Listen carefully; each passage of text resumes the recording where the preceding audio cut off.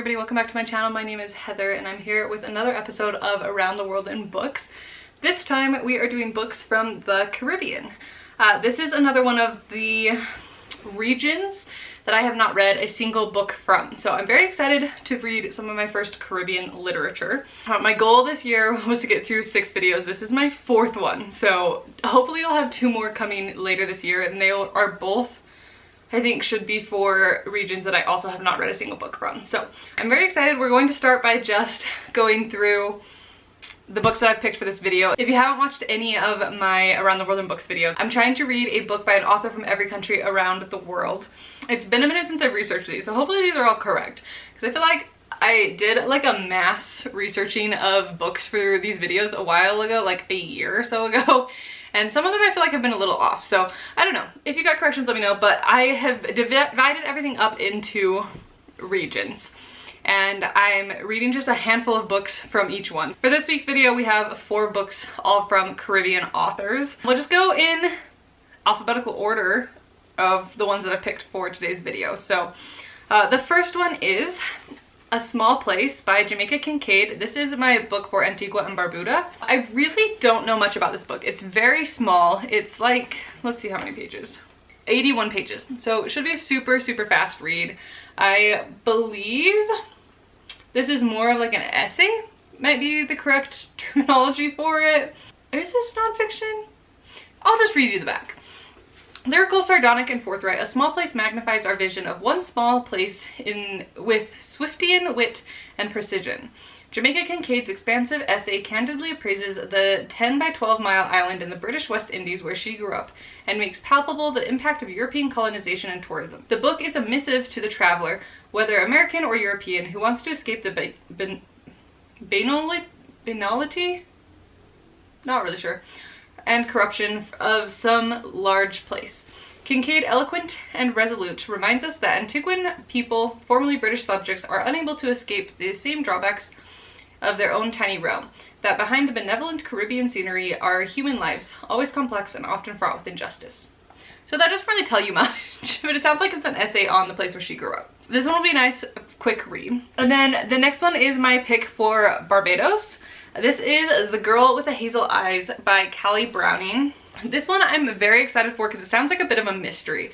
You're following this girl who has been hired to write the biography of an author who 50 years before had written a whistleblowing novel called The Unspeakable Truth.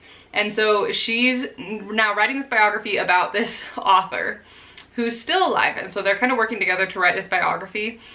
And as she's writing it, she learns that maybe there's a little bit more going on here that didn't get into the original book. So it sounds a little bit like a fun mystery about authors. I don't know. I'm excited. I think it'll be a good read. I love these tall paperbacks. I actually really like them. So very excited. Also, the text is huge in this book. So like very large. I don't know if this is like a large print edition, but very big. So I think this one will also be a pretty quick read. And then the next one is my pick for Dominica. This is Black and White Sands by Elma Napier. Again, this one I am unclear on if this is nonfiction or not. I guess we'll see. The author, I'm pretty sure, moved to Dominica from England, from London, yeah. And so this is maybe her memoir. Black and White Sands is the memoir of her life there. So yeah, I think this one is her memoir of her moving from London to the Caribbean. So an interesting nonfiction one. Oh yeah, it looks like there's pictures. So I don't know, this one will be interesting. I know nothing about her. I have no idea who this person is or if I'm supposed to know who she is. So I don't know, going into this one very blind. And then this last one is potentially one that I'm most excited about. It's definitely the only one that I'd heard about before doing my research on this. And that is my pick for the Dominican Republic. And this is In the Time of Butterflies by Julia Alvarez. This one is based on a true story, I believe. I don't think it necessarily like is the story, but I think it's based off of some real people about these sisters. I think there's 4 of them. 3 of them end up in a car wreck and they're found at the bottom of this huge cliff dead. And the 4th sister ends up living. But basically I think it comes out that this was maybe not an accident and it is because they have been working in opposition to the dictator. And so you're kind of following their whole lives as they live through this dictatorship and try to oppose it, and all of the things that end up happening to them because of that. So this sounds like it might be a little bit of a heavy one. I'm unsure about that. It definitely seems like something that you maybe would need to look into trigger warnings for. I will make sure to mention that once I'm done reading. I did get this from Thrift Book, so it has all of these old library stickers on it that I need to try and get off. But those are the 4 books that I'm going to be reading in this video. I think I'm actually going to start with Black and White Sands and work my way towards the ones that I think will be easier to read. So I think I'm gonna do this, and then I'll do the short one, and then probably In the Time of Butterflies, and then Girl with the Hazel Eyes. So we'll see, maybe I'll end up being in the mood for something different, but I do think I'm going to start with this one because I think it's gonna be the hardest one to get through, being nonfiction. And so I think we'll start slow and then we'll just speed through kind of the last ones. But welcome back to another video. I'm going to go start reading Black and White Sands, and I will update you when I have some thoughts.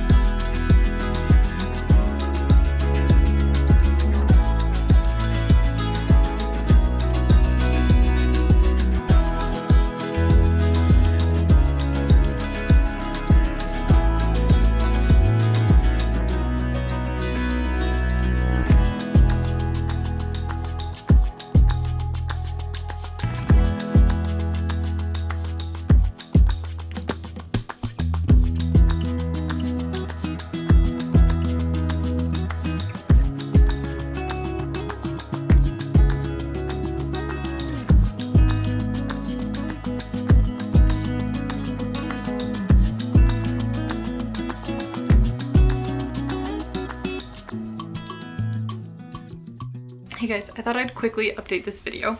I'm getting close to halfway through this book. This is definitely just like a straight up memoir. I'm a little confused as to who this person is and why we have a memoir about them. From what I can tell, all she really did was move from London to the Caribbean. So I'm a little confused on why she like has a whole memoir and stuff. But it's interesting, it's fine. I don't know, I've read better memoirs. Again, I'm almost 100 pages through. I will say there is a lot of pictures in this book. There's lots of like different, I mean mostly pictures, but there's a handful of things in here that are like the receipts for their house or like things like that.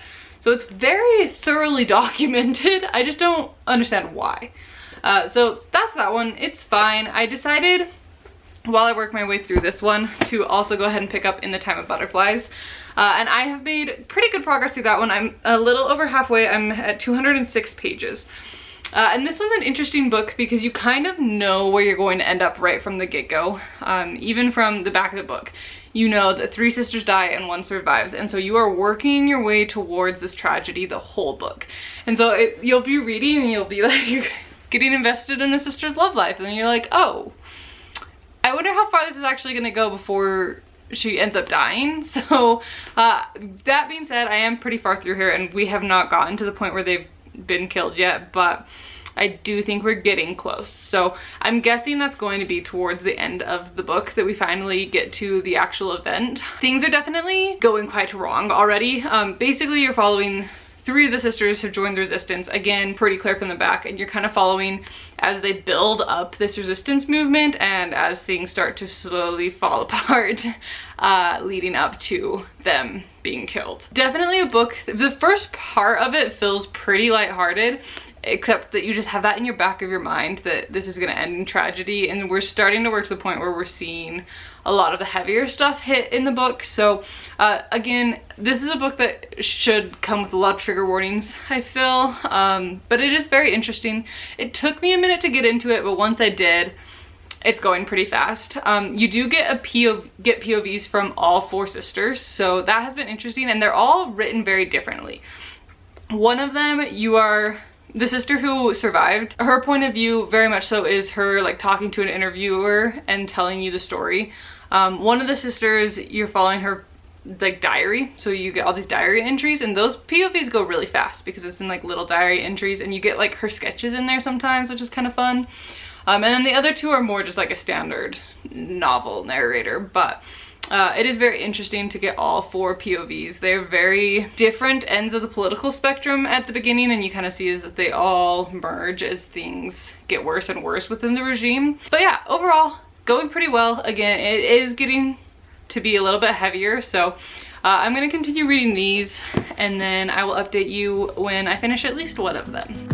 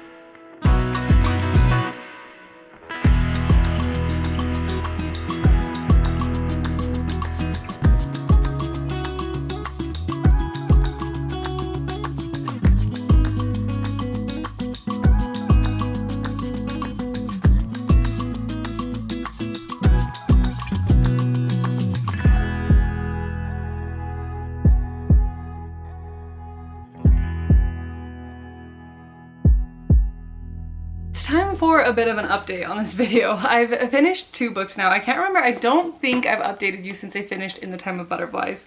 But I am done with this one now.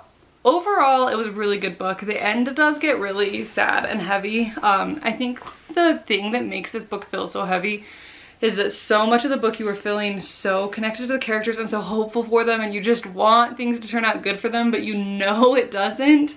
And that just makes it kind of hard to read because you just are feeling like you just want the best for these characters and you get so connected to them, but you know right from the get-go that it's going to end with them dying. I will say the ending was a little interesting where some of the characters ended up. Obviously, I know this is like real life, but I feel like there was just a little bit of like a, oh, and so-and-so moved on, and so-and-so moved on, and you just kind of get like a little speed run of some of the characters, which was interesting. But yeah, overall, I think my biggest takeaway is just I want to know how much of this is true. Like, I want to know just like a here's the facts version of what this is based off of. Because it's a little hard to tell how much is narrative versus based off of the true story. So I don't know if it's like they just took the general concept and totally wrote all of the details, or if a lot of these details are real. I have no idea. So if anybody has any resources or anywhere to get like the more factual story of what happened with these events, I'd be very curious. So please let me know if you know where would be the best place to get that information. I want to know what just like the straight facts, because I'm so curious about how much of this was based off of reality and how much of it was made up narratively. But overall, a really good book. Again, kind of heavy. Look up trigger warnings. There's a lot of stuff in there, but very fascinating read. Would recommend. And then I have also finished Black and White Sands. This one was alright. I think I like this one less. It's very rambly, I guess. Like, you're kind of jumping all over the place. There's not exactly like a consistent storyline. The timeline is back and forth all over the place. So it was alright. I think it's good if you want to just pick up and read a little bit here and there. I think it worked good for that. Trying to sit down and read it all the way through was a little bit rough. We did get to the point where I understood like why we have a memoir of this person. I think I was talking about that in the last update. She got very heavily involved in the politics as you get, I think like halfway through the book, maybe even slightly further, it starts to talk about she was the first woman on their, what's the term for it, like legislative council type thing.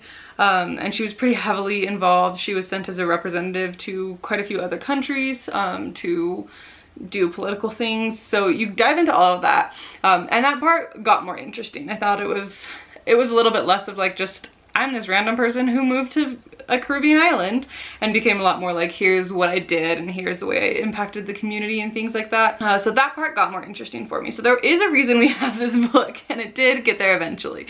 It was a little bit slow and just rambly. Like it feels kind of like a journal where she's just going back and recollecting random things. And so like you'll find out one chapter she talks, like tells a story of her husband dying, but then you jump back later to where he's still alive, and it's kind of all over like that. But overall I thought it was good. It was a very interesting book, pretty well written, but definitely slow. So if you're looking for something that you can just kind of like pick up and read a chapter here and there, I think this would be really interesting. Lots and lots of pictures. In general, if you're interested in just like that time period, there's a whole section where it kind of talks about how they were impacted by World War II and how that changed life on the island. So yeah, an interesting one, a different perspective that you don't get a lot. But not a book that I'm gonna go like raving about. I have also started A Small Place. I'm not very far into it, but it's such a short book that it feels like I'm pretty far. So I'm 24 pages in. I'm nearing halfway already, I think. Like 35 I think is probably halfway. So this one's gonna be a super ultra fast read. So I probably won't update you until I have some thoughts on my next book. But we just have these two left, and then I will be done with the video. I'm very excited for this one. I'm excited for a mystery. These two should hopefully go a lot faster than those last two went.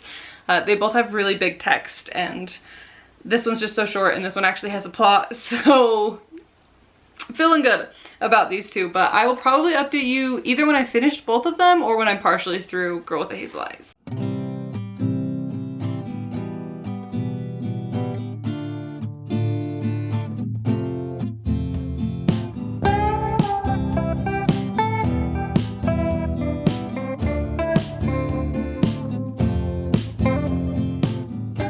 I have finished the last two books, so we're gonna talk about it and wrap this video up so I can get it edited and out to you guys.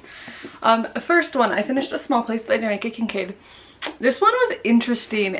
It feels like you were reading a memoir, but she very much so has a chip on her shoulder about just life in general, I guess. It is an interesting book, and she is a good writer. Like, there's some very fun lines in there and stuff. Nothing that was like I didn't mark anything, so I couldn't pull any of them out for you, but it is very much so she's like showing you her perspective on Antigua and growing up there, and a lot of thoughts about tourism and things like that. So it was kind of interesting. I gave it 3 stars. Not my favorite. It was fine. If you want just a really quick read, it was okay, but nothing that I'm gonna like be thinking about moving forward. And then I also just last night finished The Girl with the Hazel Eyes by Callie Browning. First thing, this is obviously a self-published book, and it definitely had some typos and errors and things like that. So not that that really, like, that doesn't really impact my review, but just so you're aware.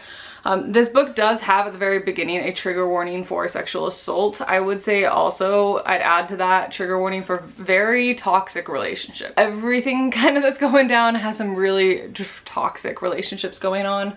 But it was good. There's a fun little twist at the end. I definitely saw it coming, but not super far in advance. Like a couple chapters before we finally got the reveal, I was like, oh, I see where we're going with this. It was fun.